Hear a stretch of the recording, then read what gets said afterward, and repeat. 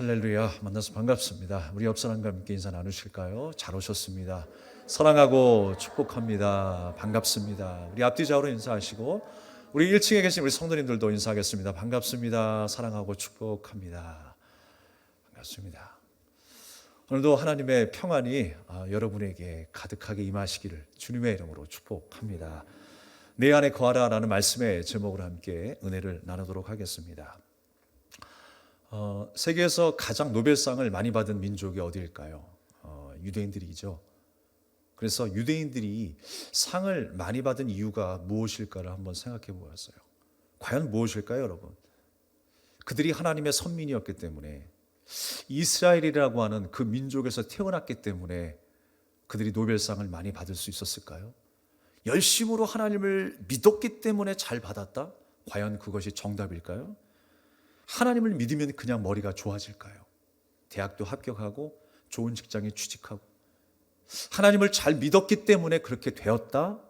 우리가 그렇게 생각합니다만 우리가 객관적으로 생각해봐도 그래요. 유대인들이 과연 하나님을 열심히 믿었을까요? 그들이 예수님을 믿고 있습니까? 예수님도 부인하는 사람들이에요. 그런데 하나님을 열심히 믿는다라고 할 수 있을까요? 생각해보면 이유는 다른 데 있어요. 미국의 예일대 교수 중에 정말 유대인들의 정신적 지주라고 하는 교수님 한 분이 계십니다. 그 교수님이 이런 이야기를 해요. 우리 한국 이야기를 하면서 노벨상과 관련된 이야기를 합니다. 한국인들은 향후 50년간 노벨상을 받을 수 없을 겁니다 라고 이야기를 해요. 그 말만 들었을 때는요, 많은 한국 사람들이 기분 나빠했어요. 저도 그 한 문장을 읽을 때는 기분 나쁘더라고요. 나도 한국 사람인데 50년 동안 노벨상을 받을 수 없다니 이게 말이 되는가. 그런데 뒤이어 그 하는 말이 고개를 숙이게 만들더라고요. 어떤 얘기였냐면 이런 얘기였어요. 당신들은 아이가 보는 앞에서 부모가 싸우는 민족이다. 교통사고가 나도 서로의 잘못을 따지기 전에 나이를 따지고 부모를 들먹인다. 당신들은 남편과 아내, 선생과 제자의 관계라고 하는 주종관계이다, 상하관계, 수직관계이다 라고 이야기를 해요. 그래서 당신들은 얼어있고 굳어있습니다. 노벨상은 어떤 상인가? 창의적으로 또 창조적으로 생각하는 사람들이 받을 수 있는 상이라는 거예요.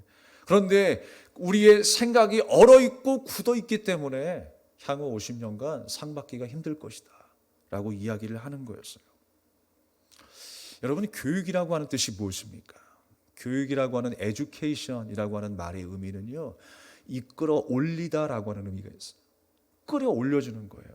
각자 사람마다 재능이 다르고 자질이 다릅니다. 거기다가 물을 주는 거예요. 그리고 햇빛을 비추어서 잘 자라게끔 인도하는 것이 교육이다라고 하는 것입니다. 유대인들이요, 공부의 방법을 창의적으로 지혜롭게 했을 뿐이지 그들이 말씀을 많이 암송했기 때문에 좋은 대학에 갔다, 노벨상을 받았다라고 하는 등식이 성립되는 건 아니에요. 기도를 열심히 했기 때문에 노벨상을 받았다라고 하는 것도 아닌 것입니다. 그들이 물론 신앙생활을 하면서 분명한 비전을 세우고 철저한 자기관리를 함으로 인하여서 또 하나님의 말씀 가운데에 정말로 자기의 모든 삶을 하나님 앞에 맡기고 집중하였던 모든 시간들이 도움이 되었을지는 모르겠습니다. 그러나 신앙이 곧 노벨상이다 라고 하는 그 등식은 성립되기 힘들다라는 거예요. 오늘 본문의 말씀에 대한 오해가 참 많이 있습니다. 포도나무에 대한 이야기거든요. 그런데 오늘 2절 말씀에 주님이 뭐라고 말씀하십니까? 과실을 맺지 않으면 제거해버릴 거야 라고 말을 해요. 우리가 이 말씀을 지금까지 어떻게 해석을 하냐면, 너 신앙생활 열심히 안 하면 내가 구원에서 탈락시킬 거야? 뭔가 그럴듯합니다. 그런데 여러분, 우리는 농부이신 하나님의 마음을 알 수 있어야 돼요.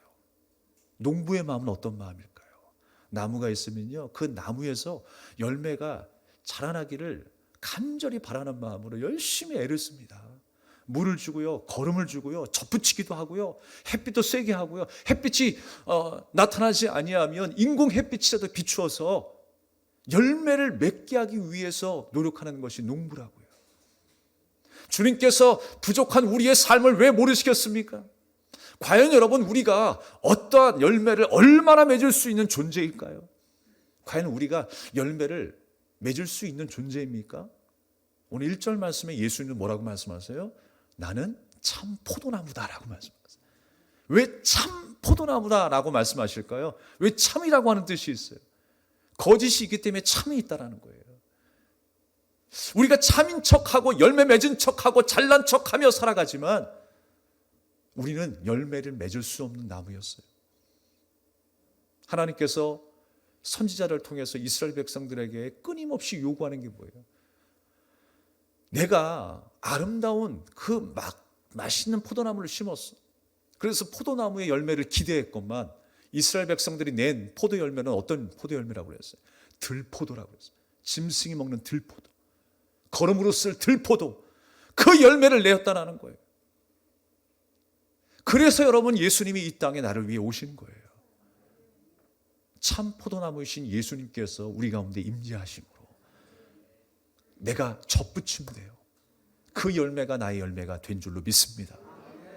하나님의 말씀에 온전히 순종하실 수 있는 그 단 한 분, 예수 그리스도, 그 주님만이 우리의 참 포도나무가 되신다라는 거예요. 우리는 그 어느 누구도 열매를 맺을 수 없는 사람들이었습니다. 우리는 들포도나무였어요. 그런데 예수님께서 우리의 참 포도나무가 되었다라는 거예요. 문제는 뭐냐면요, 인간이 포도나무인 척 한다라는 거예요. 신앙생활하면서도 신실한 척, 열심히 하는 척, 예배하는 척, 기도하는 척, 믿음 있는 척 한다라는 거예요. 그래서 교회 안에 척척박사가 많대요. 여러분, 우리가 하는 척이 아니라 진짜 주님 앞에 신실한 성도의 한 사람으로 살아가길 바랍니다. 그것이 바로 우리의 삶의 열매인 거예요. 우리가 부족한 거 주님은 다 알고 계세요. 우리가 넘어질 것도, 또 우리가 하나님을 떠나서 방황하게 되는 그 시간들도 주님은 왜 모르시겠습니까? 다 알고 계세요. 그러나 하나님은 누구시라고요? 우리의 농부시라고요. 농부의 마음은 어떤 마음이에요? 열매를 맺고자 하는 마음이 있어요. 내가 어떻게 해서든지 열매를 맺고야 말겠다라고 하는 그 의지가 있는 거예요. 우리 하나님도 자기 아들 독생 성자 예수 그리스도를 죽이시기까지 우리를 살려내고야 말겠다라고 하는 그 농부의 마음을 가지고 계시는 거예요. 구원에서 탈락, 이게 아니라는 거예요. 주님은요, 우리의 열심과 상관없이 우리에게 은혜의 선물을 주셨다라고 말씀하세요. 구원의 선물이에요. 주님께서 우리를 강권하여 주셔서 우리와 함께 연합하심으로 인하여 그 접붙임된 역사 가운데에 아름다운 포도 열매를 맺게 되는 삶을 살게 되었습니다. 바로 그 삶이 바로 우리의 복된 삶인 거예요. 얼마나 복된 삶이겠습니까? 오늘 예수님께서 자신을 가리켜서 참이다라고 말씀하셨어요. 요한복음 곳곳에 그 말씀 구절 가운데에 가장 빈번하게 나오는 말씀 구절 하나가 뭐냐면요, 나는 누구누구이다라는 말씀이에요. 나는 누구누구이다. 6장 말씀에는 나는 생명의 떡이다. 10장 말씀에는요, 나는 양의 문이다. 또 11장 말씀에는 나는 부활이요 생명이다. 또 14장 말씀에는 나는 길이요 진리요 생명이다 라고 주님이 말씀하셨어요. 오늘 15장 말씀에는 나는 참 포도나무다. 나는 누구누구이다. 근데 이 말씀이 먼저 구약 성경에서 나왔어요. 모세가요, 하나님의 이름을 묻습니다. 저 바로왕 앞에 하나님을 누구라고 말할 수 있을까요? 나는 스스로 있는 자다 라고 하나님이 알려주세요. 나는 누구누구이다. I am. 주님께서 나는 스스로 있는 자다라고 말씀해 주셨어요. 지금 예수님께서 그 말씀을 하고 있는 거예요. 나는 누구누구이다 라고 말씀하셨어요. 너희들이 진짜라고 생각했던 모든 것들, 그거 다 가짜야 라고 말씀하시면서 뭔가 비교해서 말씀하실 때, 참을 말씀하실 때 이렇게 문장을 구사하신 거예요. 나는 생명의 떡이다. 세상의 떡이 진정한 떡이 아니라 내가 주는 이 말씀이 내가 진정한 떡이야 라고 말씀하셨어요. 내가 부활이고 생명이다. 내가 길이야. 내가 진리야. 내가 참 포도나무야 라고 주님께서 말씀하시는 거예요. 주님께서 그렇게 하나님의 역사 또 하나님의 아들 예수 그리스도이심을 지금 선포하고 계시는 것입니다. 그러니까 이 모든 문장은 뭐냐면 농부의 간절한 마음이 담겨 있는 거예요. 이 2절 말씀을 통해서 우리가 깨달아야 되는 것은 반드시 우리의 삶을 통하여 주님의 백성들을 통하여 열매를 맺고야 말겠다라고 하는 하나님의 의지가 담겨 있어요. 그래서 하나님이 농부신 거예요. 그냥 마음에 안 들면 내쳐서 그냥 버려버리겠다라고 하는 것이 하나님의 뜻이 아니라고 하는 것입니다. 그럼 은혜가 아니죠. 예레미야서 2장 21절 말씀에는 내가 너를 순전한 참 종자 곧 귀한 포도나무로 심었거늘 내게 대하여 이방 포도나무의 악한 가지가 되면 어찌 됨이냐 그랬어요. 우리가 예수를 믿는다 하면서도 하나님이 원하시는 일들보다 내가 원하시는 일들을 더 귀하게 생각하는 경우가 있지 않습니까? 주님께서 나를 참 포도나무로 심었는데 내 삶 속에서 나오는 고백과 내 모든 행함은 뭐예요? 들포도나무라는 거예요. 그래서 여러분 예수님께서 우리의 참 포도나무가 되셔서 우리를 찾아와 주신 것입니다. 특별히 2절 말씀에 대한 오해가 참 많아요. 제거해 버리시겠다. 우리가 구원의 백성으로 인도함을 받았는데 내가 도중에 탈락됐나? 무서운 말씀이기도 하지만 오해가 깊은 말씀입니다. 사실 여러분 이 번역이 좀 새롭게 되어야 될 필요가 있습니다. 제거해 버리다라고 하는 이 아이로라고 하는 단어는요, 어떤 단어냐면 가지를 들어 올리다라고 하는 의미가 있어요. 우리가 포도 재배할 때 보게 되면요, 그 포도 넝쿨이 다 땅으로 가라앉기 때문에 그 중간중간에 뭘 세워놨어요? 기둥을 세워놨어요. 그래서 그 가지가 땅에서 썩지 않도록, 포도가 맺어졌다 할지라도 그 포도가 썩지 않도록 기둥을 세워놨어요. 요즘에는 보니까 막 콘크리트로 튼튼하게 세워놔가지고 엄청난 그 포도가 열려도 어떤 포도 열매는요 너무너무 많이 열려가지고 막 무거워서 축축 가라앉잖아요.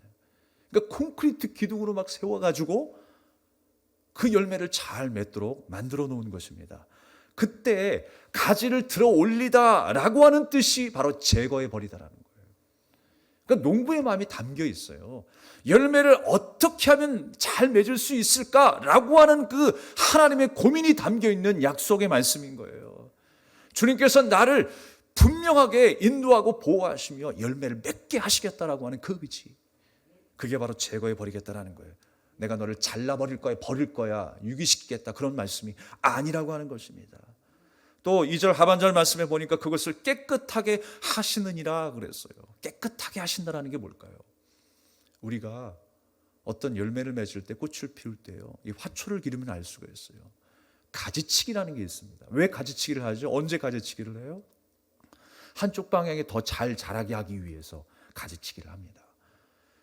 열매를 더 풍성하게 하기 위해서 가지치기를 하는 거예요. 지금 깨끗하게 하신다라고 하는 것은 가지치기를 한다라는 거예요. 이 모든 문장들이 바로 농부 하나님, 그 하나님 아버지의 마음을 느낄 수 있는 말들이라는 것입니다. 그러면서 4절 말씀에 예수님의 제자들은 이미 말씀으로 깨끗하게 되었으니 이젠 열매를 맺는 삶을 살게 되었어요. 그들에게 예수님은 뭐라고 말씀하십니까? 내 안에 거하라 라고 말씀하세요. 주님 안에 거하게 될 때 이제 열매를 맺게 될 것이다 라고 말씀하세요. 그런데 여러분, 이상한 점은 왜 우리가 예수 믿으면서도 또 범죄하고 또 신앙의 나락으로 떨어지고 내가 내 자신을 생각해봐도 의지 박약인 것 같은 삶을 살고 있을까요? 왜 그렇게 예수 안에 거하고 있는 것 같은데, 예수로 인해 깨끗해진 것 같은데 왜 그럴까요? 여러분, 우리가 이 땅에 살아가는 동안에는요, 훈련의 기간이라고 그랬어요. 광야를 통과하는 시간이라고 했어요. 그래서 내 안에 옛사람이 여전히 남아있어서, 옛 성품들이 남아있어서 주님과 연합하면서도 합당치 않은 불순한 마음들과 그 행실들을 보이게 되는 겁니다. 그런데 주님께서 뭐라고 말씀하세요? 오늘 6절 말씀에 사람이 내 안에 거하지 아니하면 가지처럼 밖에 버려져 마르나니 사람들이 그것을 모아다가 불에 던져 사르느니라 그랬어요. 불에 던져서 사름을 당한다라고 이야기를 해요. 여러분, 이 말씀이 무엇입니까? 이 말씀을 여러분 잘 이해하셔야 돼요. 내 안에 거하라라고 말씀하시는데 우리가 깨끗해졌는데 주님과 연합된 삶을 살아가고 있는데 여전히 우리의 옛사람이 내 삶을 자꾸만 유혹하고 넘어뜨리며 절망 가운데 살아갈 때가 있다고 그랬어요. 그러나 여러분, 그 모든 광야의 시간이 어떤 시간이라고 했어요? 하나님께서 우리를 연단하는 시간이라고 그랬어요. 우리가 요한복음의 이 몇 시간 강의를 통해서 우리의 인생이 하나님께서 허락하시는 연단의 시간이라는 거예요. 그러면 여러분, 이 연단의 시간들을 통과하게 되면 어떻게 되는 것입니까? 마치 용광로에 불로 연단된 그 수많은 모래들이, 그 금들이 섞여서 나중에는 어떻게 되는 거예요? 불순물이 다 빠지고 순금이 되어서 정련한다라고 하죠. 우리가 단련하신 후에는 정금과 같이 하나님 앞에 서게 될 날이 오는 거예요. 주님의 불이 임하여서 우리가 이 땅의 수많은 고통과 연단을 통해서 우리가 괴로움을 당하지만 하나님께서 우리를 연단하심을 인하여 이제 마지막 때에 주님 앞에 서게 될 때에 주님 오실 그날에 거룩한 하나님의 한 명의 성도로 서게 되는 줄로 믿습니다. 그것이 바로 우리에게 주어진 하나님의 은혜라는 거예요. 매일의 삶 속에 하나님께서 우리의 옛사람을 소멸해 가시는 거예요. 그렇게 우리가 정금과 같이 하나님 앞에 서게 되는 것입니다. 우리가 성령을 소멸하는 불이라고 하잖아요. 우리를 멸망시킬 불이 아니라 우리를 거룩하게 하시는 불이라는 거예요. 우리가 때로는 그렇습니다. 사랑하는 사람들에게서, 믿었던 사람에게 배신과 상처를 당할 때도 있어요. 내가 이것만 가지고 있으면, 이 일들을 이루기만 하면 행복할 줄 알았어요. 그런데 사람에게서 뒤통수를 맞고 내가 행복하다고 생각했던 그 부분에서 뒤통수를 맞는 일들이 있을 것입니다. 결국 하나님께서 뭘 깨닫게 하시는 거예요? 내가 하나님보다 더 사랑하고 의지했던 것, 아무 쓸모없게 되었다라고 하는 것을 보게 하시고 깨닫게 하시는 것입니다. 그러면서 주님과 연합하게 하시는 거예요. 그 고통의 시간들을 우리가 만나면서 경험하지만 그것이 바로 우리를 향하신 하나님의 연단의 시간이다라고 하는 것입니다. 어떤 일이 있어도 주님을 향한 마음을 빼앗기지 마십시오. 주님을 사랑하는 마음, 그 어떤 것보다도 주님을 사랑하는 마음을 여러분 날마다 빼앗기지 마시기 바랍니다. 불로 태워지면 남는 건 뭐예요? 예수님 안에 새롭게 된 나만 남는 거예요. 재창조의 역사 가운데 우리의 구원자이신 예수님과 접붙임되어 연합하게 될므로 이제 불순물은 다 빠져나가고 새롭게 된 나만 남아있는 것입니다. 그래서 불로 살게 되는 것입니다. 사는 동안 우리가 뜨거운 맛을 보게 하시는 거예요. 그래서 우리는 뜨거운 맛을 볼 때마다 아이고 괴롭다는 것이 아니라 이것 또한 하나님의 뜻이구나 라고 생각을 해야 돼요. 하나님이 연약하셔서 이런 일들이 벌어집니까? 하나님이 능력이 없으셔서 우리 인생 가운데 그런 일들이 벌어질까요? 주님은 내가 연약함을 잘 알고 계십니다. 주님은 내가 부족하고 하나님을 의심하고 떠나며 방황하는 그 시간들도 주님은 다 알고 계세요. 그럼에도 불구하고 주님은 나를 사랑하셔서 다시 한번 회복시키시는 거예요. 그래서 주님의 사랑은 어떤 사랑이라고요? 때문에 사랑이 아니라고 했어요. 외모 때문에, 재력 때문에, 잘났기 때문에 사랑이 아니라 그럼에도 불구하고, 연약함에도 불구하고, 부족함에도 불구하고, 그럼에도 불구하고 사랑하시는 그 사랑이 하나님의 사랑인 줄로 믿습니다.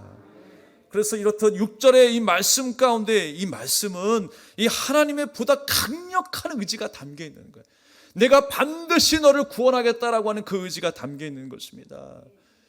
네가 잘해서 너희 열심히 너를 일으킨 것이 아니라 내가 가지를 일으킨 것처럼, 내가 가지치기를 했던 것처럼 열매를 잘 맺게 하는 것은 바로 하나님이라는 거예요. 바로 그분이 나다라고 주님이 말씀하시는 거예요. 바로 전능하신 하나님께서 우리의 삶도 그렇게 갖고 가시는 줄로 믿습니다. 수많은 일들을 겪으면서 인생이 겪어야 할 일들은 바로 이런 것이구나, 하나님을 떠나서 타락한 인생은 이런 고초를 겪는구나 라고 하는 것을 깨닫게 되는 것이 고난이잖아요.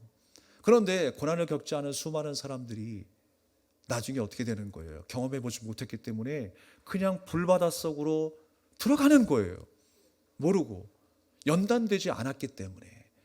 징계는 누구에게 임한다고요? 하나님의 자녀에게, 사랑받는 자녀에게 임한다고요.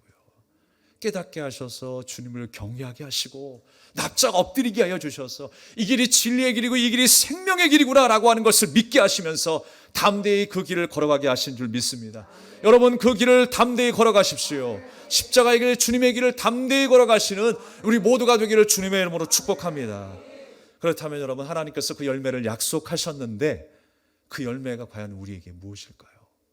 우리가 그 내 안에 주님 안에 거하면 열매를 맺는다고 했는데 그 열매가 무엇일까요?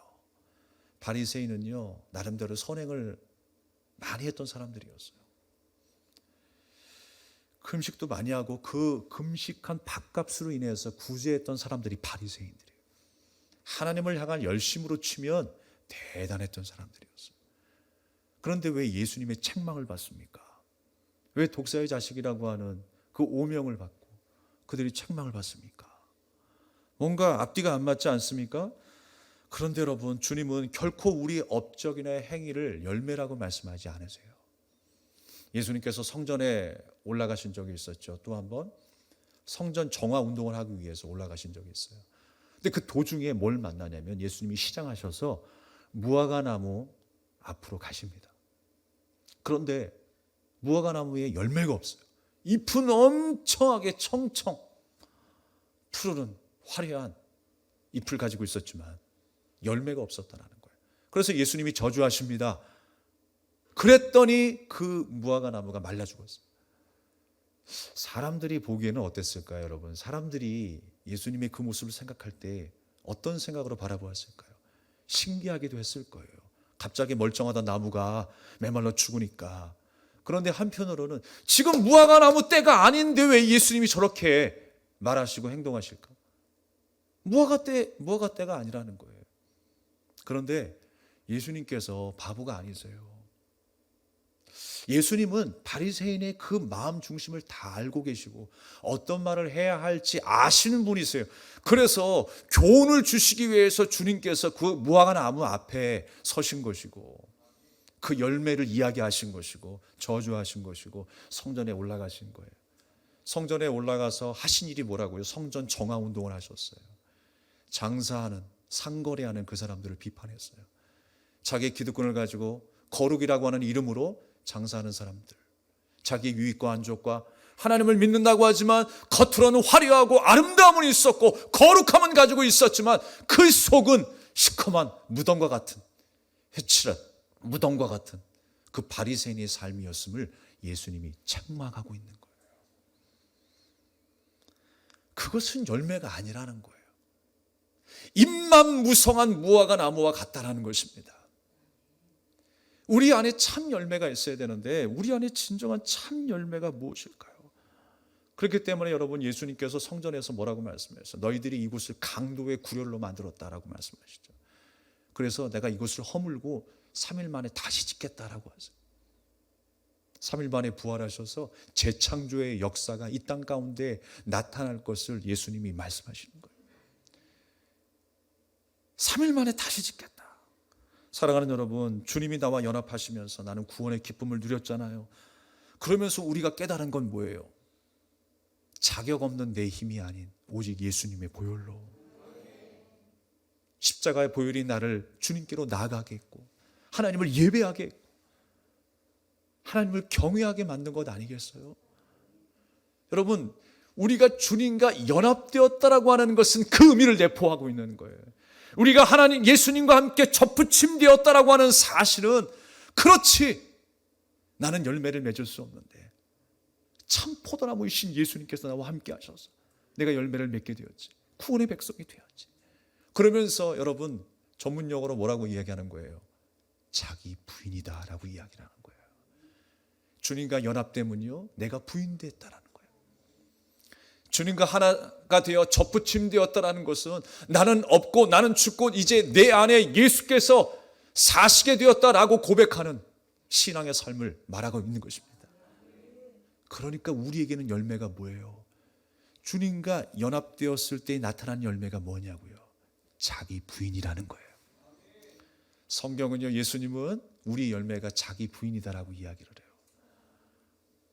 내가 부인되었을 때 이제 주님이 기뻐하시고 주님이 우리의 삶 가운데 아름다운 열매를 맺게 하시는 거예요. 우리의 삶을 주님께서 안전하게 인도하시고 보호하시는 거예요. 주님이 나와 접붙임되지 않았으면 나는 아무것도 할 수 없었다는 것입니다. 주님이 뭐라고 말씀하세요? 5절에 나를 떠나서는 너희가 아무것도 할 수 없음이라 라고 말씀합니다. 주님을 떠나서 내가 아무것도 할 수 없구나. 나는 무기력하고 아무것도 할 수 없는 가능성 제로의 인생인데 예수님께서 다 하셨네. 이러한 신앙을 고백하는 게 열매 맺은 사람의 모습이에요.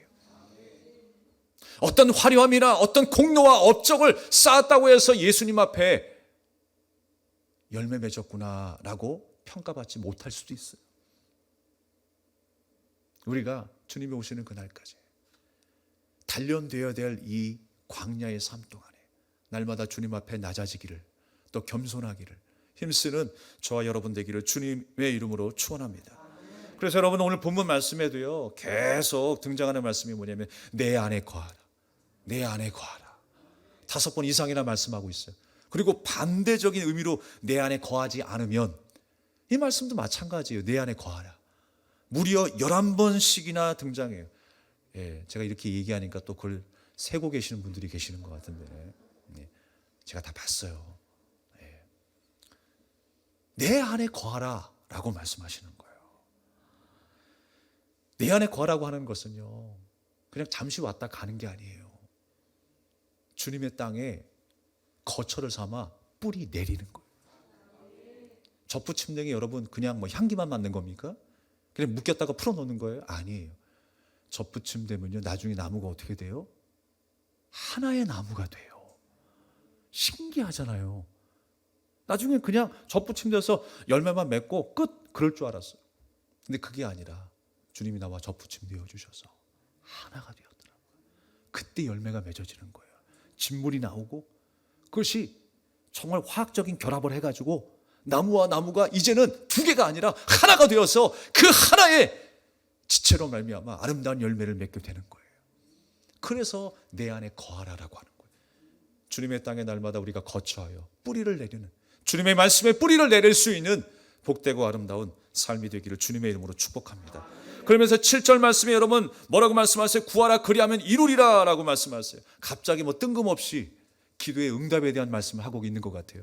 그런데 여러분 이 말씀이요 열매에 이어서 말씀하시는 거예요. 열매에 대한 이야기, 동일한 이야기예요. 그러니까 열매 이야기를 이어서 하신 것인데 주 안에 거하는 그 결과로 당연히 주어지는 열매를 의미하는 거예요. 내가 주 안에 거하고 주님이 하신 일들을 바라보면서 내가 수많은 일들과 고난을 통해서 경험한 거는 주님이 하신 일들을 내가 경험하잖아요. 그 연단 속에서 내 입술로 점점 고백하게 되잖아요. 그런 가운데에 여러분 내가 내 자신은 가능성이 없지만 주님이 가능성이 있게 주님의 그 은혜를 사모하며 나를 부인하는 삶 가운데 그 거룩의 삶을 통해서 주어지는 그 열매라는 것을 주님께서 알게 하시는 거예요. 여러분 기도가 무엇입니까? 기도는요 원래 하나님께서 내가 뭔가를 이루기 위해서 수단으로 가르쳐 주신 것이 기도가 아니에요. 기도라고 하는 것은 하나님께서 우리와 교제하기 위해서 주신 게 기도예요. 그래서 기도는 영원한 사귐이라고 그랬어요. 사귐. 주님과 우리가 사귀는 거예요. 나를 거룩하게 하시고 주님 의지하게 하시고 나를 목적대로 잘 이끌어 나가기 위한 하나님의 그 의도가 바로 기도였어요. 바로 그런 모습들이 내가 주님 안에 거하고 있다라고 하는 증거 아니겠습니까? 이제는 우리가 주님의 도움을 간구하며 살 수밖에 없는 존재가 되었구나 라고 하는 사실을 날마다 우리가 깨닫고 살아가는 거예요. 주님만을 의지하는 그 자기 부인의 상태가 우리의 열매다라고 하는 것입니다. 그래서 여러분 하나님께서 우리에게 주신 기도의 응답도 감사의 제목이지만 기도할 수 있는 자체가 여러분 우리에게 복이라는 거예요. 기도할 수 있는 자체가 무엇입니까? 하나님과 연결되어 있다라는 거예요. 연합하고 있다라는 거예요. 접붙임되고 있다라는 거예요. 열매 맺을 수 있다라고 하는 거예요. 그래서 기도할 수 있는 그 사귐의 자체가 우리에게 행복입니다. 사랑하는 여러분, 주님은 왜 우리의 상황과 문제들 왜 모르시겠어요?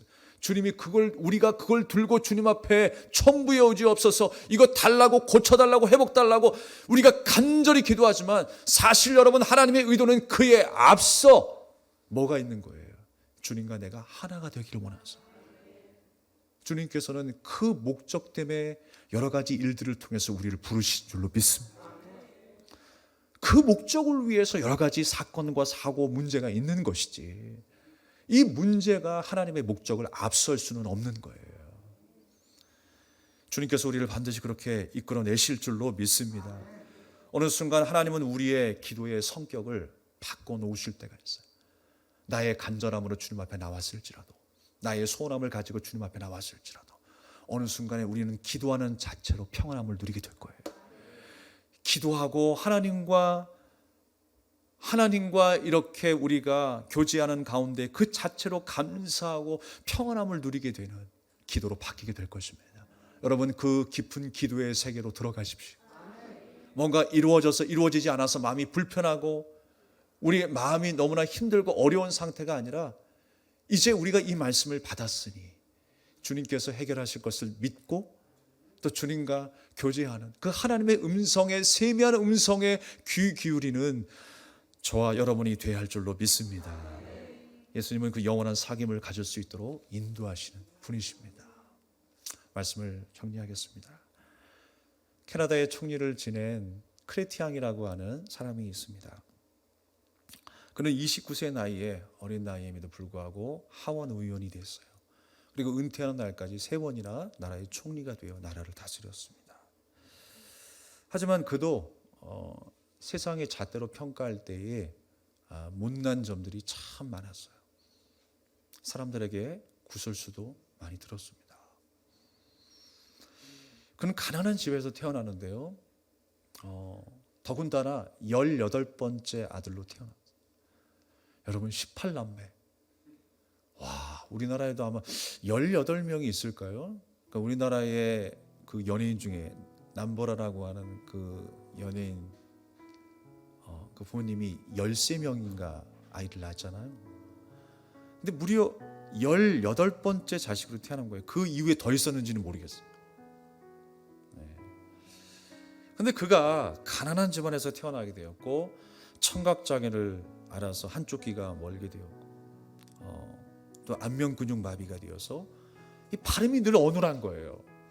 그래서 많은 친구들에게 놀림을 당했어요. 성장해서도 어려움을 겪었습니다. 사회생활을 하기가 너무나 힘든 거예요. 그렇지만 이 크레티앙은요, 결코 자신의 상처를 사람들에게 숨기려고 하지 않았어요.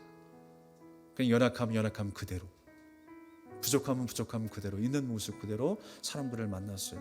부끄러워하지 않았어요. 자기가 높은 신분을 얻었을 때에도 그것으로 자기를 포장하려고 하지 않았어요. 담담히 받아들이고 더욱 겸허한 자세로 사람들을 대했다는 것입니다. 그가 총리가 되기 위해서 유세 현장에 있었던 일화가 있어요. 그가 총리가 되기 위해서 유세를 할 때에도 자신의 상처를 당당히 드러냈던 일들이 있었습니다. 뭐라고 했냐면, 여러분, 저는 언어 장애를 갖고 있습니다. 제 생각과 의지를 모두 전하지 못할까 염려스럽지만 인내심을 갖고 저의 말에 귀를 기울여 주십시오. 저의 어눌한 발음이 아니라 그 속에 담긴 저의 생각과 의지를 들어 주십시오. 라고 간절한 마음으로 호소를 했습니다. 그때에 군중 속에서 한 사람이 소리쳤어요. 한 나라를 대표하는 총리에게 언어장애라니, 이게 말이나 됩니까? 말도 안 된다라는 거예요. 저런 자가 총리가 될 수 있겠습니까? 라고 소리쳤을 때에 이 후보였던 크레티앙이 이렇게 이야기합니다. 어눌하지만 단호하게 말을 했어요. 저는 말은 잘 못하지만 거짓말은 안 합니다. 거짓말은 하지 않겠습니다. 솔직하고 당당한 그의 그 대답이 사람들의 마음을 사로잡기 시작했어요. 그 어떤 것으로 포장하지 않으려고 했고, 있는 모습 그대로 자기의 연약함을 드러내면서 솔직함을 드러내려고 했습니다. 그리고 나서 그 해에 그는 그 캐나다의 총리가 되었습니다. 많은 사람들에게 감동을 주고 그 이후에도 많은 사람들에게 기억에 남는 훌륭한 총리로 남게 된 것입니다. 사랑하는 여러분, 나의 연약함을 누구보다 잘 아시는 분이 하나님이십니다. 나의 연약함을 주님 앞에 맡기십시오. 그리고 주님의 도우심을 요청하십시오. 주님, 내가 할 수 없으니 하나님께 기도합니다. 주님, 우리의 삶의 주관자 되어 주시고 우리의 삶을 인도하고 보호하시는 전능하신 하나님, 주님만 바라보겠습니다.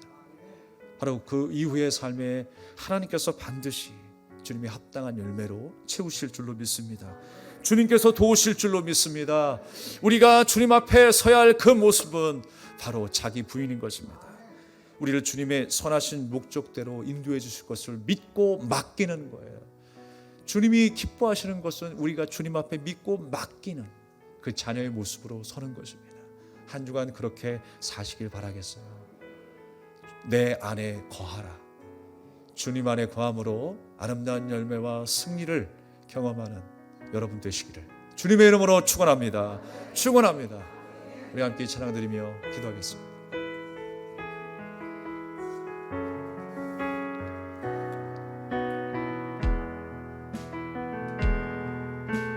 주의 보좌로 나아갈 때에 어떻게 나가야 할까? 나를 구원한 주의 십자가 그것을 믿으며 가네. 주의 보좌로 나아갈 때 주의 보좌로 나아갈 때에 나 여전히 부족하나. 나를 부으신 주의 그 사랑 그것을 믿으며 가네.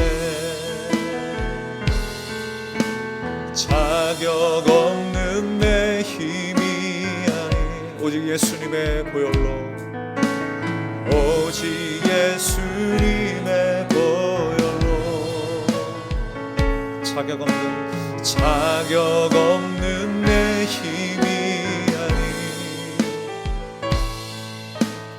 오직 예수님의 보혈로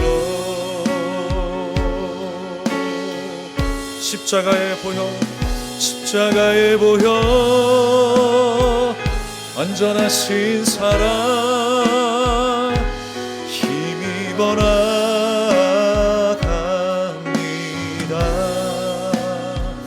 십자가의 보혈 완전하신 사랑 힘입어 예배합니다. 주의 보좌로 나갈 때 주의 보좌로 나갈 때에 어떻게 나가야 할까? 나를 구원한 주의 십자가 그것을 믿으며 가네. 주의 보좌로 나갈 때 주의 보좌로 나갈 때에 나 여전히 부족하나. 나를 품으신 주의 그 사랑 그것을 믿으며 가네. 자격 없는 내 힘이 아닌 오직 예수님의 보혈로 자격 없는 내 힘이 아닌 오직 예수님의 보혈로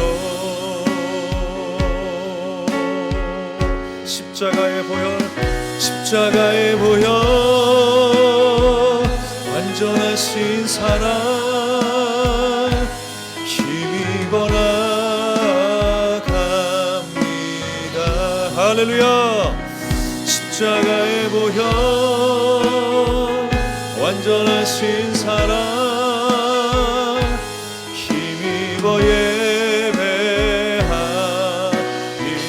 십자가의 보혈, 십자가의 보혈, 완전하신 사랑 힘입어 나갑니다. 십자가의 보혈, 완전하신 사랑 힘입어 예배합니다. 힘입어 예배합니다. 힘입어 예배합니다.